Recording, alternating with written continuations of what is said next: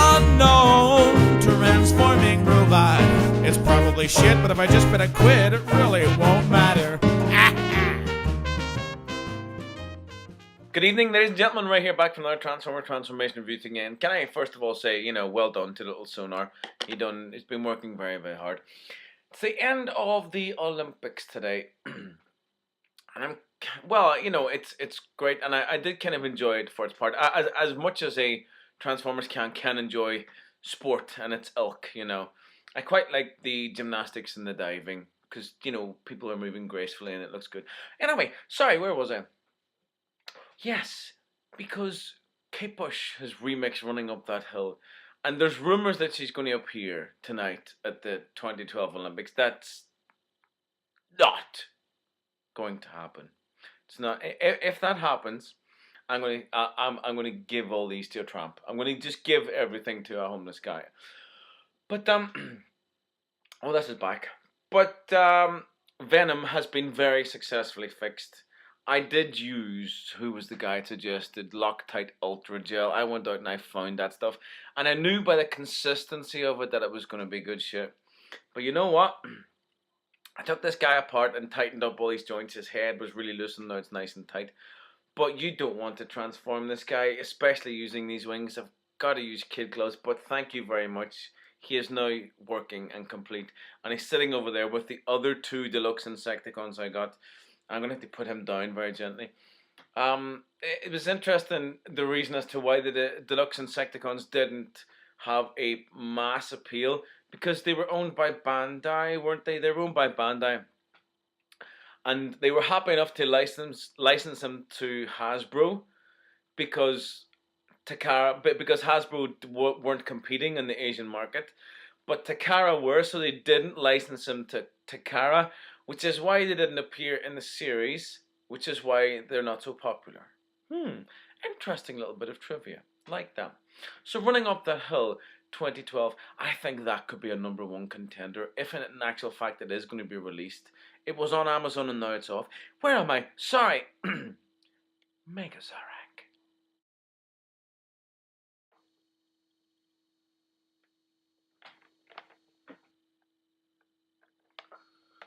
This is Megazarak.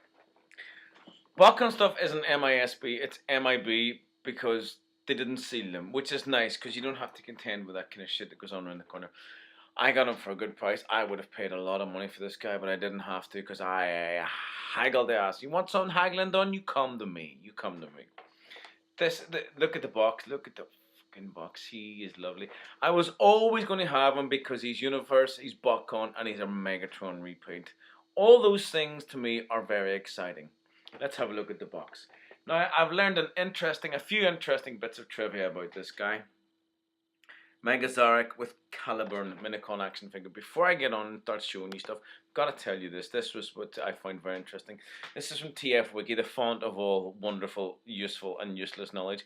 Megazarak was originally conceived as a new form for the original Megatron, as his colors kind of partially imply, because I'm looking at the original Megatron, he's over there. There's a little bit of silver, but it's the black and the red on the legs that you'll see what I mean. One potential name was going to be Chaos Megatron because of the color of black that's used. It's a kind of a muddy, bluey black. It's interesting. But Hasbro didn't allow 3H, who's the company responsible for the Botcon stuff, to use the character. So he was renamed after the Japanese version of Scorponok, of course, which is Megazarak. I didn't know that. Sammy, I didn't know that before I bought this toy. Sammy Sadek, where are you? There you are. Skullgrim 140. Yeah, we had a very interesting discussion at Auto Assembly about toys, about plastic. For me, it boiled down to, didn't it, Tommy? Plastic and character and BG. I'll say BG because that's the phrase I'm used to using. My assertion was that you didn't need to know anything about a character or the background or the character profile in order to appreciate a bit of plastic. And Sammy's assertion was that you needed plastic was only interesting with regard to character. That was it. I think that was it. We had an interesting discussion. Um, I think I understand. I did understand Sammy's point of view, but I don't think he understood mine. So I'll try and put this as a case in point. Megazarak is the Japanese name for Scorponok. Right, there we go. The reason I got this is because he's Universe Botcon and he is a repaint of a Megatron and he's got a sexy name. That was it. It's the sexy name that got me. Name Megazarak. Function Warlord. That's good, isn't it? Functioning is a privilege, not a right. That's a really sexy little byline there, isn't it? I'm wearing my little bit of BG. I'm going to give you a little more BG tonight because this is a very interesting bot. The son, I forgot to tell you. Where is he?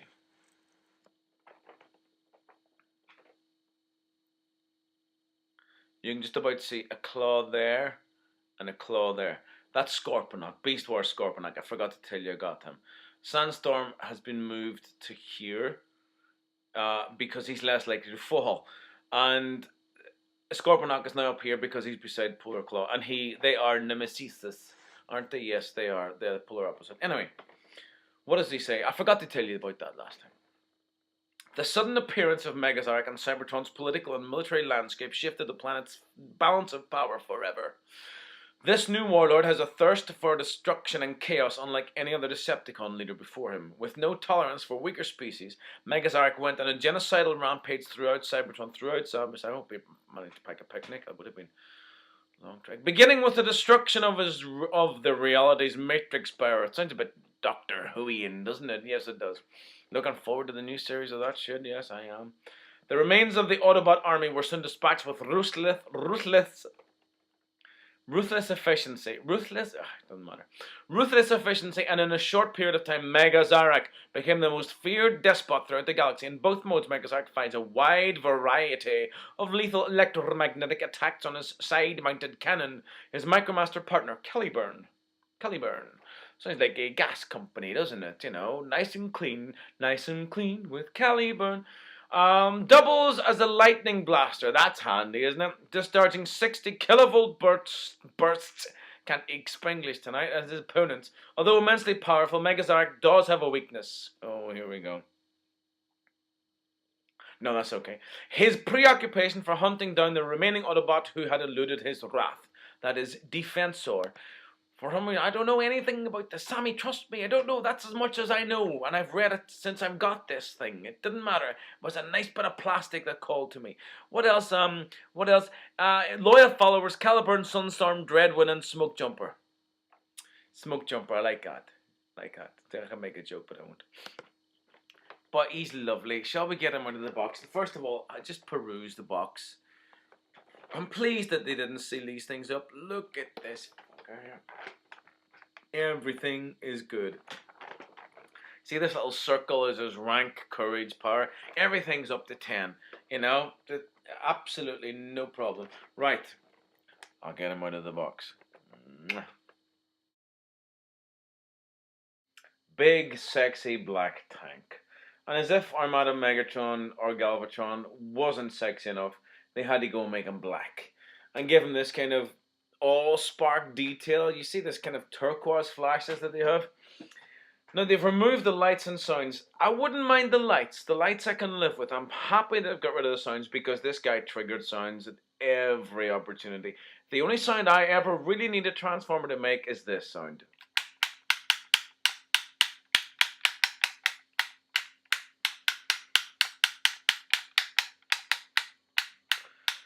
It's lovely. I don't know why. I think it's because, see, I'm from the G1 era, and you had big bits of plastic. We're talking house bricks held together with ratchet joints, you know? And these guys freaking clicked. Everything clicked. It makes me think of my childhood. And I don't know. Anyway, just great sound. Absolutely fantastic sound. I love tanks, and I love Megatrons, and I love Armada Megatron. I was always going to love this guy. But the odd thing was, even though I love the universe stuff, and I love my tanks, I wasn't so aware of it. I may have known of Megazarak a couple of years ago, but I kind of thought him beyond the realms of possibility to have because he is rare. He's not uber super duper rare, you know, but he's rare. And I was so pleased to get him for an absolute steal. Big black tank. Now he does have all the gimmicks apart from the lights and sounds, which this one is the oddest. You know, I'll take little Caliburn here. I like to leave minicons off where possible in alt mode because they normally look a little silly. Case in point, what's that? What's that? It's like he's going fishing, decided to make a fishing rod, and then got that far and thought, ah, fuck it, whatever. That one I can live without. The one that I like, the other ones I like rather. That's my favorite one. I'll keep that to last. That's my favorite. You can put a little minicon in a little minicon prison. You pull this shit out from the side, and it looks quite good just sticking out like that. You open this shit up, and you can put a little minicon in there. Look, nice little space for a minicon. Minicons, love them, hate them, they're all good. And then the very odd little gimmick here, but it reveals the most wonderful color. This is a wonderful color. Hidden in here, you wouldn't expect it, is this. Oh, look at that. That's nice, isn't it? That's some gold shit there, isn't it? Nice little detail in there. Oh, wee bit of picking out, possibly picking out some detail. Close that up nicely. And then this is my favorite little gimmick, my favorite minicon gimmick, because he's got 4 minicon gimmicks then, don't you? You can attach minicons there, all over. I think that minicon ports look ugly. I don't like them. I don't think they look good. For example, you know, look around him, and he's got all these kind of big warts. Wouldn't that be so much nicer with the minicon ports taken off and the other side? It would be much nicer. And this one, it just doesn't look nice. He doesn't need that. He doesn't need that because that's the one that activated the lights and sounds. But he could live with that. They're fucking silly things. Anyway, this is the one I like. You open this shit here. You take down his wee ramp. He's got a wee ramp and he's got a mini con grabber. Look at that. It's so cute. It's really nice for grabbing mini cons. It grabs mini cons. Oh, I love it. Love it. It was obviously designed by a big kid like myself. Although I don't think it would have done quite a good job. You take this boy, little bit of red switchy stuff here, place little Caliburn on. Caliburn was the original name for Excalibur, apparently. Caliburn. He does sound, like I said, about like some gas company. But back, and this thing pops out, and then you can lock it in place by moving Caliburn to the side. And you can take them off, and it's still going to stay there. They'll fire. I like the color of these. I like that color. It's a very Decepticon-y color. It looks kind of baby blue or turquoisey, but it's very much identified as a Decepticon color. What else does he do here? This fires out as well. I like this mechanism because you really got to pull on this and this thing will fire out. Good stuff. You can attach Caliburn if you like. I like to display him in bot mode. Let's get to it. Is it wrong to attach a tidal wave to him? That's the question I'm posing. Is it wrong to attach a tidal wave? Now I keep him over there with my Scorpionox, my Scorpionoshis, because well, he is Megazarak, and Megazarak is the Japanese name for Scorpionox, which is why he's there. Is it wrong then? Because he's a Botcon universe. He's universe officially. But rather like Energon Tidal Wave. Energon Tidal Wave doesn't attach to any other Energon figures. He certainly doesn't attach to Energon Megatron. Because he's the repaint of Armada Tidal Wave, who does attach to Armada Megatron. If you have an Energon Tidal Wave, you should attach him to either Galvatron or Megatron because he looks great and a different color scheme is good. But you're crossing continuities. It's a little bit of a continuity nightmare. I can understand that. Little bit of a continuity headfuck. I can get behind that. But I think, and I haven't done it yet, I think that it would be cool to take, and right and proper, to take our Energon Tidal Wave and attach him to Universe Megazarak. Because Energon Tidal Wave doesn't attach to anything, and in the Energon line, and Universe Megazarak won't attach to anything in the universe line. And the point of universe is that it crosses divides. I'm trying to justify this, but maybe. What do you think? There are people out there right now going, no, don't be a fucking idiot. I like to incline these backwards, just one click. Just one click. Not 2 clicks. 1 click's enough. 1 click's enough for anybody, ladies and gentlemen. Money shot. Would you like the money shot? I would. It's a little filthy, but why not? Look at this fucker. He's lovely. He is absolutely lovely. This is Botcon Universe Megazarak. They wanted him to be called Chaos Megatron, which would have been cool because of the color. It's a chaos black or something. I still get this little gimmick here. The little, the little spiky gimmick. He's got this little sword, which I really like. I like that little sword. You probably can't, it's not a sword, it's a little dagger. You can't see it being deployed unless I do that. There you go. And he also maintains the this gimmick, which is not alluded to in the instructions. You spin this bad boy 180 degrees. And this is a power up mode, isn't it? Yeah, it's a power up mode. If it's anything, it's a power up mode. Then we reseal. Yep.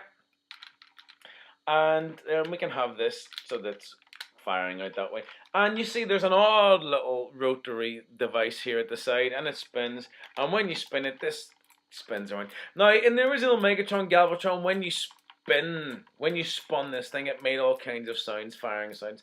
And it was fine. It was fine. And you also needed it. You also need them to do that whenever you're forming the power-up version of Megatron. But hey, it's fine to have them like this, and to have Transformers fans walk into your house, look at your collection, and go, everything's great, but who the hell is that?